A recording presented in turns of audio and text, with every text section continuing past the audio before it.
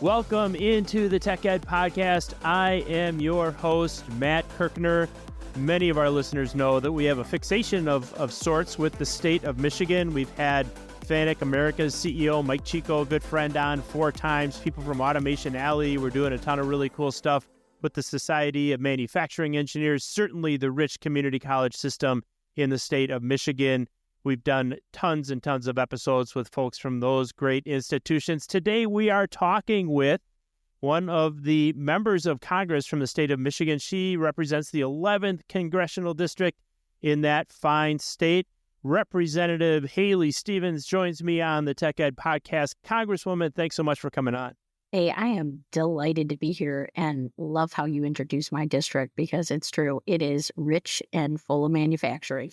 Absolutely. Such an incredible legacy of manufacturing and a future of manufacturing as well. We're going to talk all about that. And it's probably really a great spot to start our conversation, Congresswoman. And that is you're a Michigan resident, obviously grew up in Southeast Michigan. Tell us about growing up in Southeast Michigan, going to high school there and being surrounded by manufacturing as you came of age.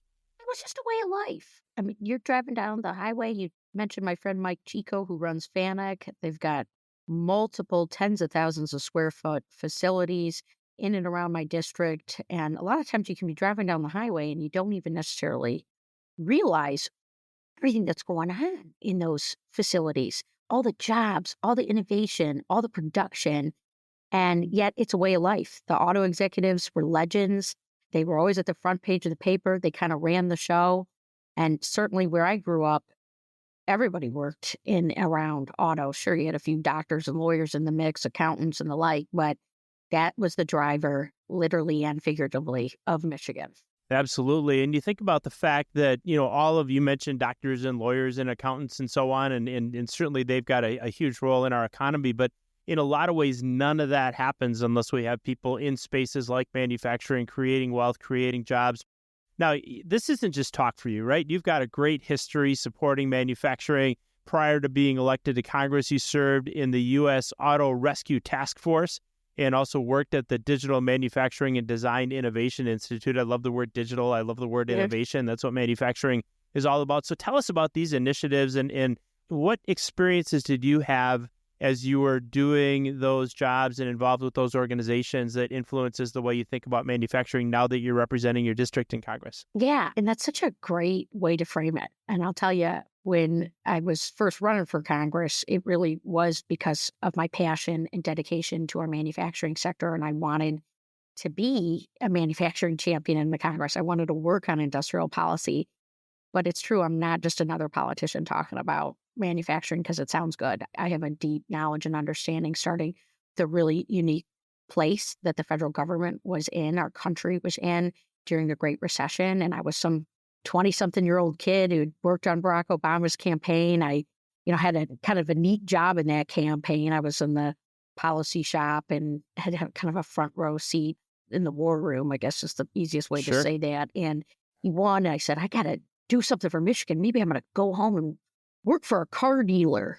Something's happening with our auto industry because I obviously was seeing it all over the news back home. Of course, I'm dedicated to the Detroit Free Press readership in the Detroit News. And my mom was just kind of laughing at me a little bit because I have never worked for a car dealership or in sales like that hard. And I thought, I think they're going to do something for cars. And I met a man named Steve Ratner in the halls of the transition office. One of the people I had worked with and who I was working with on the Obama operation had kind of mentioned his name to me. We talked for 3 minutes. He said, I think I might be doing this auto czar thing is what they were sort of colloquially calling it. Right. He said, I need a chief of staff and you have a very thick Midwestern accent and, you come highly recommended. So that was an enormous, unbelievable opportunity to be a part of that kind of history. And I'll tell you, Matt, it was so bipartisan. It was the best of government. It really was. George Bush and the Congress at the time had passed the Troubled Asset Relief Program. They were trying to stabilize the financial markets, the housing sector, insurance. And of course, we needed to do something on automotive. And we basically put together the largest managed industrial bankruptcy this nation has ever seen to stave General Motors and Chrysler off from true liquidation. Mm-hmm. And I'll have to stop talking now because we could take the whole rest of the podcast to talk about the auto Right. rescue. Yeah. But that, for me, bore a bird's eye view and a seat at the table in this awakening of industrial policy in this country. My boss became the other co-head of the auto rescue alongside Ratner, who then went back to the private sector, Mm-hmm. became the president's manufacturing advisor. So Sure. I worked with him on that, loved it, then decided to get back into the Midwest just because I loved my career in Washington, sure, but I thought, geez, it's such a Washington career. And I was at an early stage in my career when I was doing the auto rescue. I thought, well, I can't reach the apex of my career at 26. Sure. And you're a businessman. Thank you. What have you done for me today, right? You Mm-hmm. got to be For able sure. to move. You So bet. I went back to the Midwest, worked on a handful of public-private partnerships, manufacturing R&D initiatives, continued to cut my teeth, worked with CNC machines and metrology and welding, worked with a ton of stakeholders, a lot who were in my district, private sector companies on broad-scale R&D efforts, workforce training, loved it, was working my dream job, and then just got this opportunity to run for Congress. And I literally ran for Congress as this passionate manufacturing geek. And Mm-hmm. lo and behold, it worked. I got here. I got a plum post on the Science, Space, and Technology Committee, where I've been chair of the Research and Technology sub when I've been in the majority. And now I'm just the lowly ranking member, but I'm still passing a whole heck of a lot of bills and love doing so.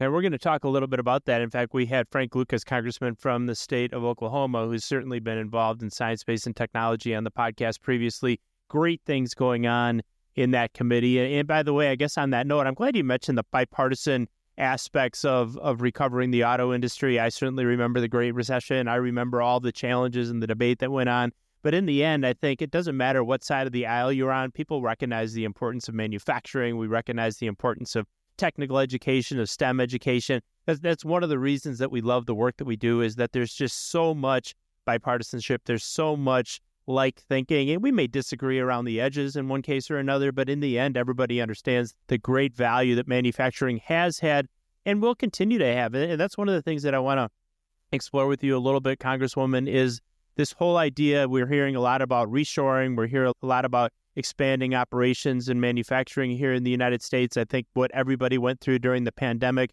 we start to realize that we might not have known what supply chain was before the pandemic. Everybody knew what it was after, because when you could get what you wanted when you wanted it at a price that was reasonable to you, nobody worried too much about supply chain, distribution, and manufacturing. When that starts to break down a little bit, all of a sudden we have this whole new appreciation for the value of the manufacturing sector. So lots of talks about geopolitical influences, things that are taking place from a tariff standpoint, not sure where all of that is going. But I think the one thing we can all agree on is that the U.S. manufacturing sector is probably in pretty good shape to grow as we consider onshoring, preparing and providing and manufacturing more products closer to the point of consumption. So as we're thinking about that, Congresswoman, what do you think Michigan manufacturers in particular, I'm a Midwesterner, so those manufacturers in the Midwest and U.S. manufacturing in general, what do we need to do to remain competitive as some of these trends take place and as more manufacturing comes back to the States? Yeah.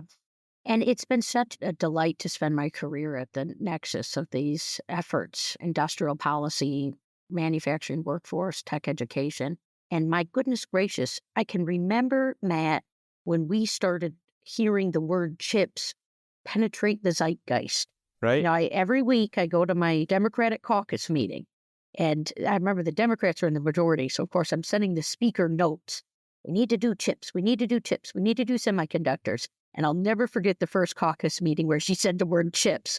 Yep. And then I'll never forget when the president said the word chips in the State of the Union. And we got that, obviously, that incredible piece of legislation, which is certainly a nice thing to hang our hat up on. Sure. But I always called it catch up. I said, it's like we're catching up. We're catching up to where we needed to be. We can't just be lawmaking from a place of crisis just because COVID kind of showed in a way that you and I have always understood through our careers, the complexity of the supply chain, the web. I still do these manufacturing visits all the time. I call it Manufacturing Monday. You can come with me sometime, okay? I'm going to take you up on that. Tell me where to be and I'll be there. I'll tell you, I've done almost 250 unique visits. Wow. I call it Operation Sanity with all this mumbo jumbo that we sometimes deal with in the Congress. But one of the things that we know is our industries need certainty. They need a level playing field. We do need to push back on the Chinese Communist Party. We've paid a lot of prices just for their sort of flagrant behavior since this century began and since the CCP joined the WTO. Yep. We also really need to be continuing to drive and look at supply chain. We did chips, but we haven't done minerals. I'm in the process of just getting real close and talking to all my stakeholders. I got my lawyers in the Congress who've reviewed the bill, but I'm working on a serious minerals package. Awesome. Yeah, and I can't wait to share it with you because we just can't be 98% refining in China and think that's okay. Right. And it's somewhat of a different prescription in that we want to encourage more abilities here in the United States of America. I know my colleagues on the other side of the aisle are going to be working on permitting reform. And some of our environmentalists even really like that because it allows them to source the clean energy materials needed for clean energy. And so we remain enthusiastic. But if we don't have a national strategy for minerals, that to me is a national security and economic security problem. So I'm really working on getting ahead of that. I know when I worked at the digital manufacturing lab, everyone was talking about IIoT. That was all the rage. Oh gosh, I got to do some great work on cybersecurity and manufacturing and between the DoD and the supply chain and the like, and got to come up with some fabulous workforce initiatives.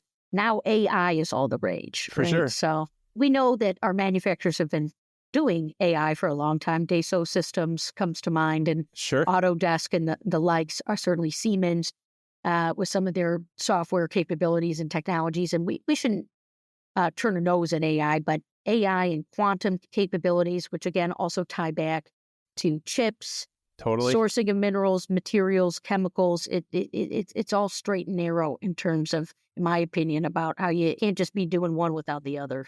It's so interesting to hear you talk about, Congresswoman, how all of these pieces fit together. And, we had Senator Todd Young on a couple of years ago, a year and a half maybe, talking about the CHIPS and Science Act, co-sponsored that on the Senate side with Senator Chuck Schumer. Really a great example of how when we see, whether it's a national security issue, whether it's a competitiveness issue, we can come together on some of these issues and find ways to provide funding, provide support for innovation, for advancing manufacturing. Really, really important. And as we get into the mineral side of things, everything you were saying is music to my ears. I think sometimes we forget about the fact that if we don't have domestic sources of some of these, that it really is a national security issue. And so advancing that legislation is something we will watch closely, and certainly let us know when you're ready to come back on it and talk in even more detail, because this whole idea of competitiveness globally, and certainly China these days, is a hot topic and has been really throughout my manufacturing career. I lived through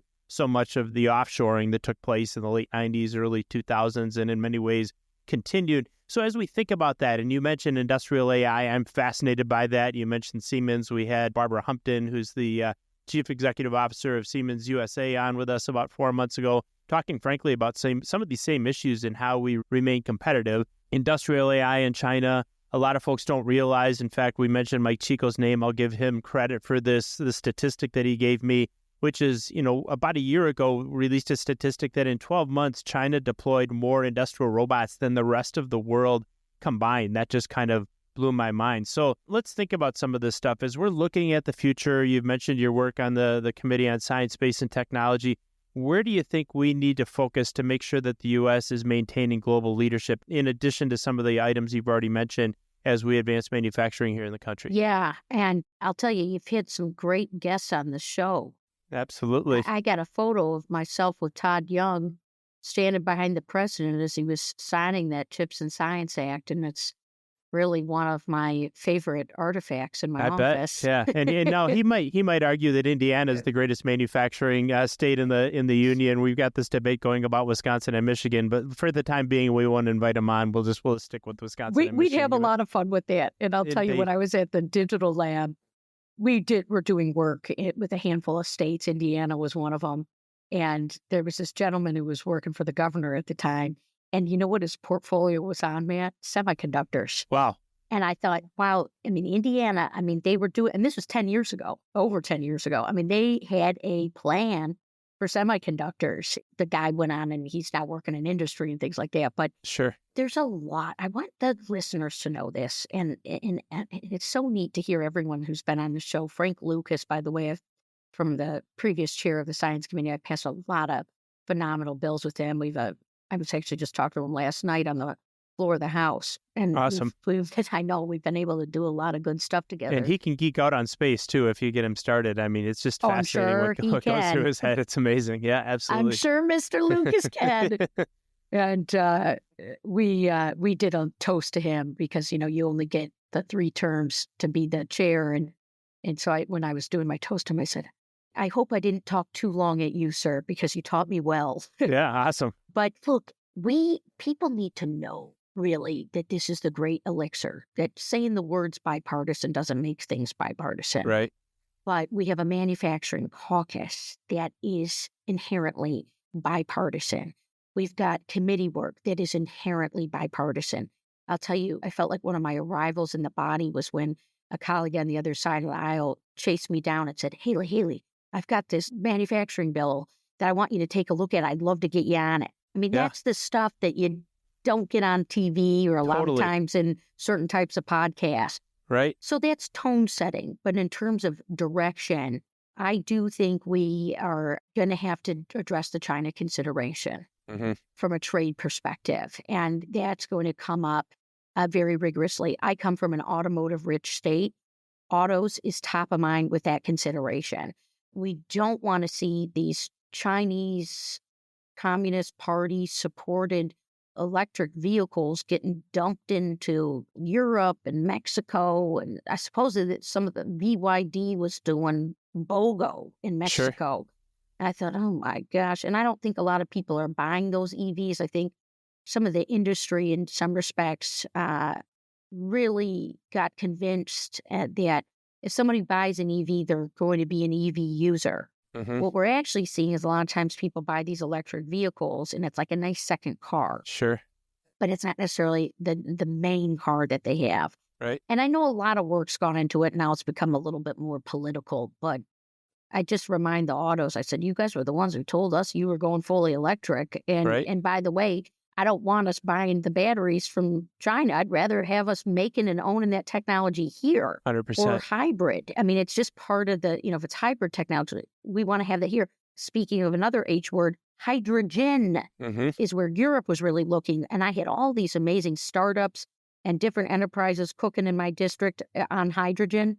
And I thought, well, that's another zero emission strategy. Sure. Those are goals that not only governments are making, but actually car makers, the OEMs are making. So I thought, well, let's look at the hydrogen. We have a hydrogen working group going in the district. The universities are at the table.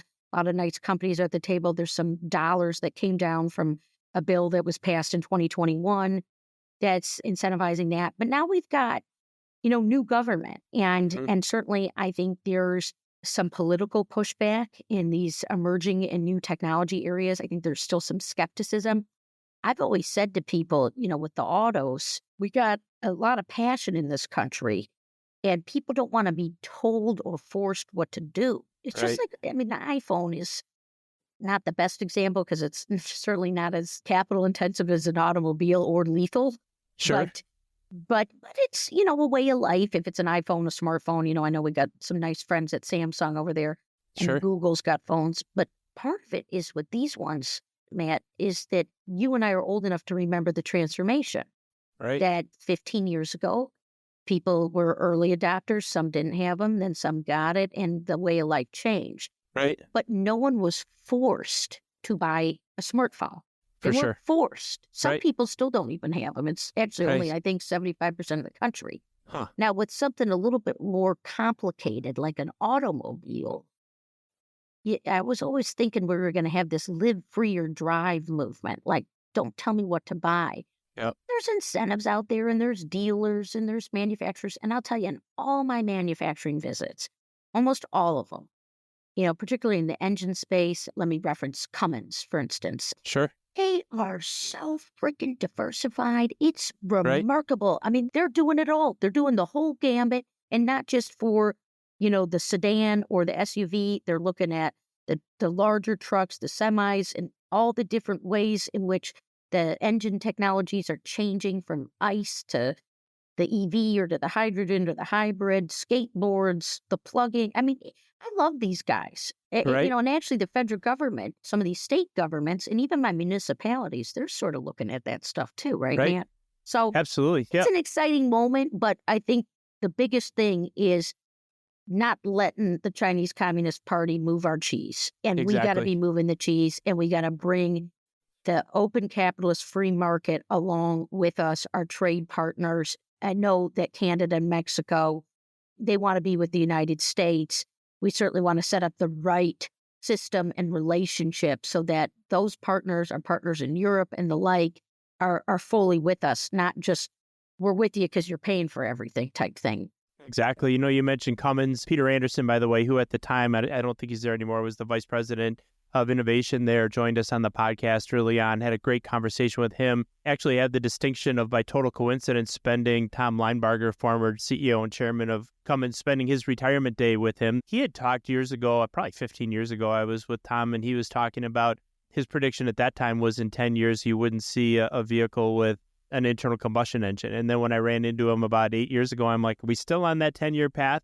And he said, oh, it's going to be a little bit further out than that. And I think it's because of a lot of the things that you're talking about, which in the end, the market has to drive these things. And there's a lot of reasons for people to consider electric vehicles. Certainly the sustainability side of things. There's a lot of, in a lot of cases, a lot of other aspects and benefits of electric vehicles. The downside, of course, sometimes being that you can go a lot farther on an internal combustion engine without having to stop and charge it up. And so we're going to watch the market drive some of these things, I think. And I'm a big believer that, to your point, hydrogen is part of the future. EV is going to be part of the future. We live in an exponential economy. Products double in price performance every 12 to 18 months.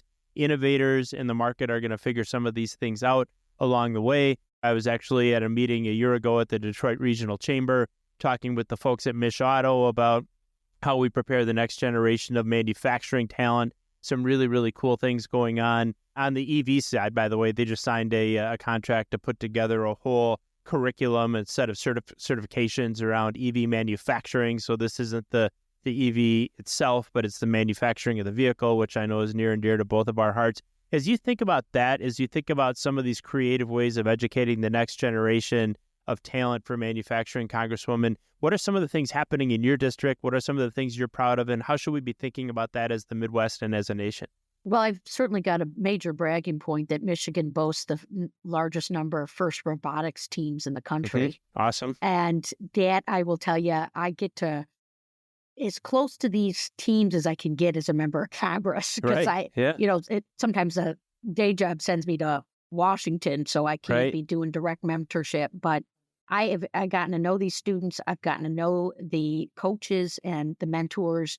And it's unbelievable what is happening from middle school and into high school. And of course, I passed a bill called the Building Blocks of STEM Act to require the National Science Foundation, as they're doling out STEM education grants, to ensure that we're doing continuous education. Because what we don't want is these one-offs.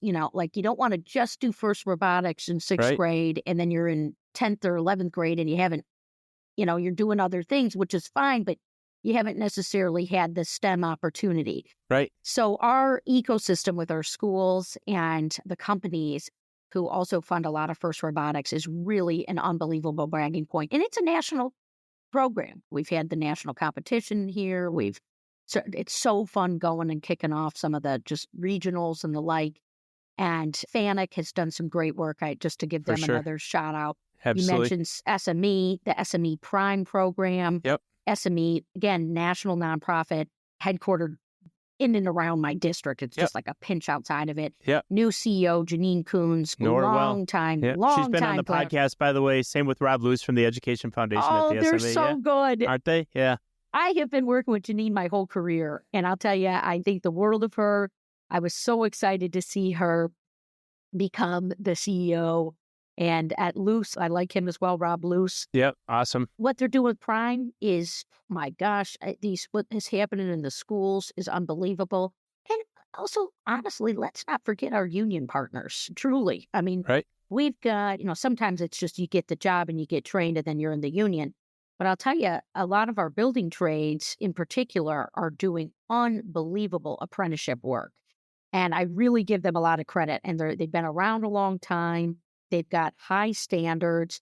And during the pandemic, I did these Zooms on this, on workforce education, apprenticeships.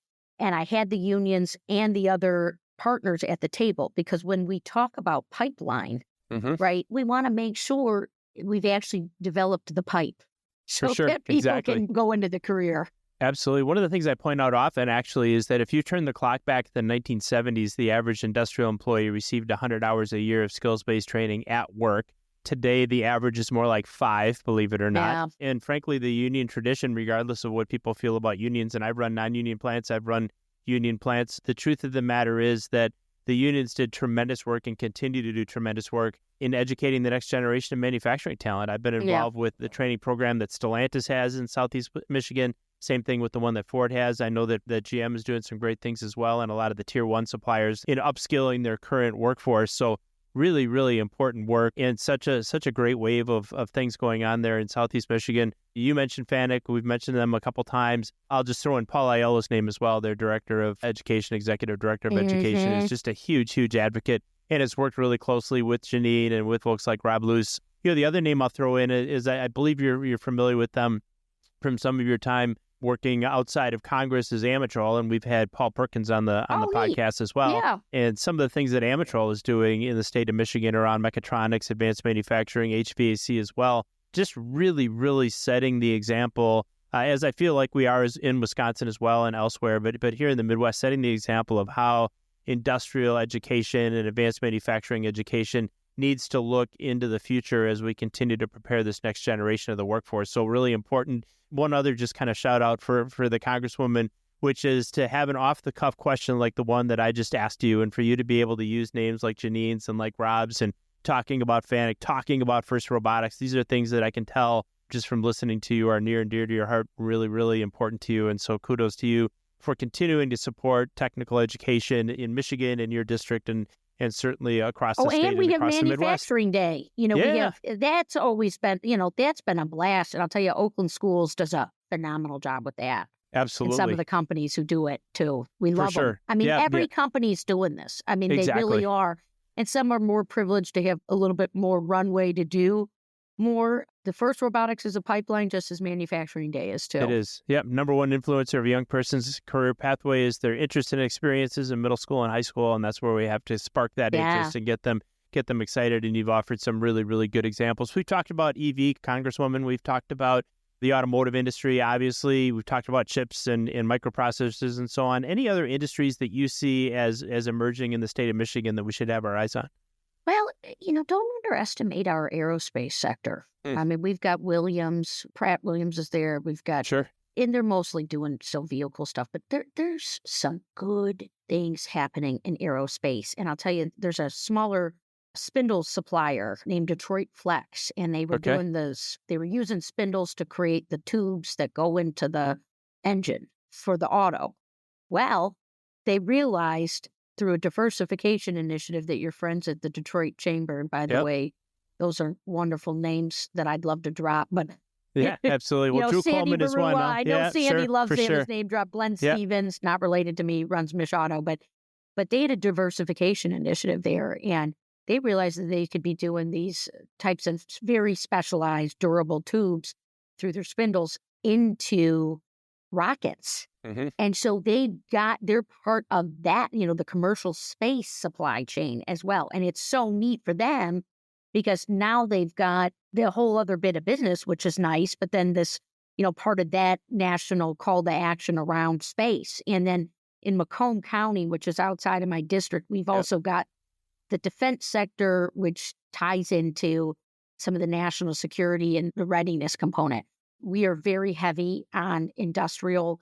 I have started to do some work in the biotech space. Senator Todd Young may have mentioned this to you when he was on your podcast a year and a half ago. He's actually was the one who got the defense approach to create the Biotech Commission.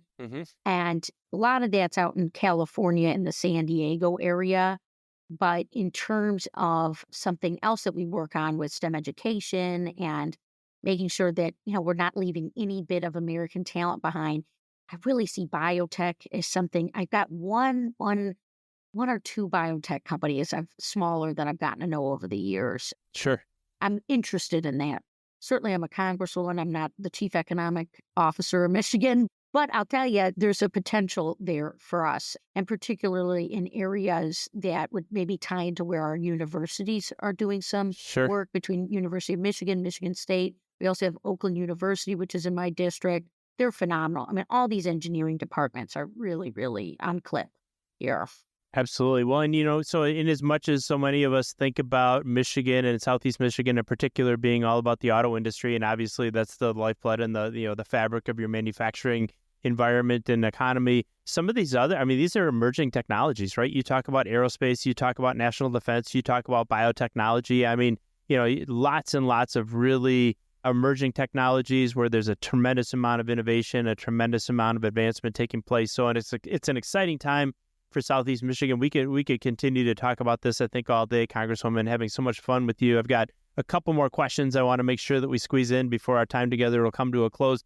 The first one is this. We all have our own education journey. We all have our own choices that we make throughout whatever we're doing in secondary education, post-secondary education, and so on. And through that journey, we come up with certain paradigms and certain perspectives that maybe are just individual to us. Do you have something that you think about in terms of education that's unique to you that people would be surprised by in terms of that perspective? Well, it's continual. And I don't know how surprising that is, but I did kind of a personal study. I want to say a big study, but it was really a personal study on this when I was in the R&D lab, because we always do talk about pipeline. I think pipeline is so important, starting, we say K through 12, K through 12. Right. But then I always worry about that valley of death in the workforce where you're out of grade 12 and then all of a sudden you're going to your post-secondary educational path or career, and we've missed you. We've missed pulling you in. We've missed grabbing your talents. And so that's why the manufacturing day, the exposure is certainly really important, but also recognizing, I always called it the workforce is a bow tie. You've got the pipeline coming in, the future workforce, in the existing workforce. And what we need to do to focus on that other side of the bow tie with the existing workforce, it's certainly not something we're missing. Right. But when you mention those 100 hours, that's at least a way I think about it. And I'll just also say from a personal standpoint, I have a master's in philosophy.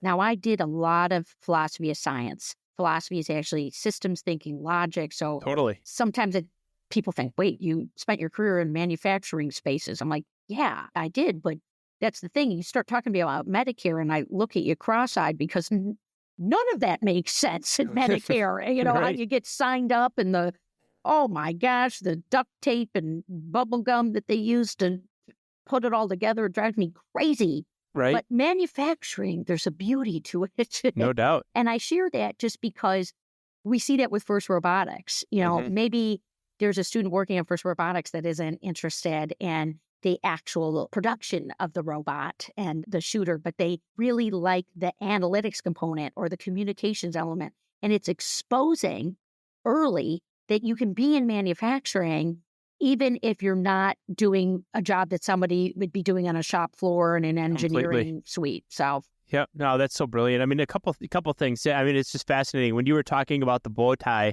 my thought went back to I won't get into the details, but a term paper I wrote when I was in college about kind of how we think about things and how you can be on one end of an issue or on the other end of the issue, and then you've got this apex in the middle. And my mind immediately went to that. I wrote that term paper for a philosophy class, believe it or not. That was Dick Davis was the professor. Read that paper. Yeah, I might dig have that to up read for you. that. The professor was amazing. I tell people that, no matter your education journey, you could think of 3 teachers, instructors, professors, what have you, that had a huge influence on you as an individual. He was that teacher. I went to a liberal arts university, studied business, but we were required to take 9 credits, so 3 classes in philosophy as part of that coursework. Bravo. And yeah, well, it really, I always say, if you can think and communicate about a topic like that, you can think and communicate about any topic. And clearly you're a perfect example of that. As we dive into our absolute last question here with Representative Haley Stevens from the 11th Congressional District in the state of Michigan, and that is this. We're going to go back in time before your time as a Congresswoman, before your time working for these great organizations promoting manufacturing, before your time helping Barack Obama get elected as President of the United States, to when you were a 15-year-old girl, a sophomore in high school, growing up there in Southeast Michigan, Congresswoman. If you could give that young lady one piece of advice, what would that piece of advice be? Just keep trusting your gut and keep harnessing energy for good. And I don't know how many 15-year-olds, Matt, listen to your show. I don't know. Plenty, actually. We have a lot of teachers awesome. Yeah, absolutely. That's awesome.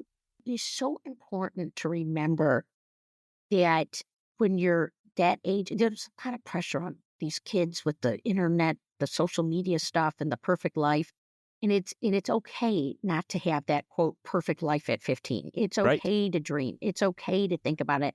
And it's great to take risks. Life becomes very nonlinear very quickly, and seize hold of those opportunities. No one will ask you to put up your hand. A lot of the times you've got to put up your hand, and self-selecting makes a world of difference in any type of career and remembrance of how you can be empowered as an individual to make change, but to also make a big contribution. And you see that a lot in manufacturing companies. You really do. It's like they're all dedicated and working on something, and then one day someone has an idea, it's from an aha to a testing, a sourcing out with colleagues and others, and then all of a sudden we got a whole new thing going. And that's the innovation process. So anyone can be a great innovator, because anyone can think and do.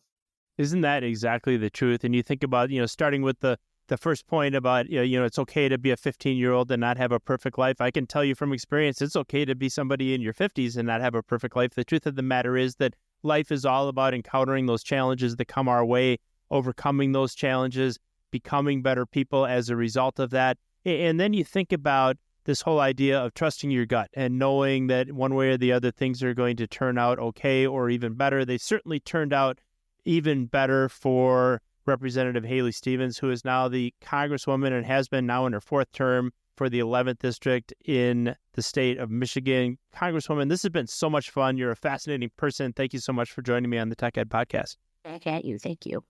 All right. We had a wonderful conversation with Representative Haley Stevens of the state of Michigan, and you will find the show notes for that episode at techedpodcast.com/Stevens, techedpodcast.com/STEVENS.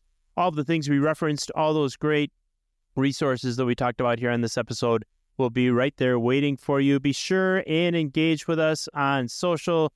We are on Instagram. We are on Facebook. We are on TikTok. Everybody come and take a look at what we are doing on social media. We would love to hear from you and say hello, like what you see, and look forward to seeing us next week. And we'll look forward to seeing you next week on the Tech Ed Podcast. Thanks for being with us.